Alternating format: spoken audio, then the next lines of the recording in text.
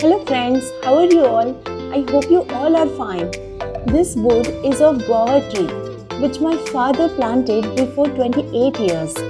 So I have a stick of this tree from which I am going to make interesting DIY. So let's start.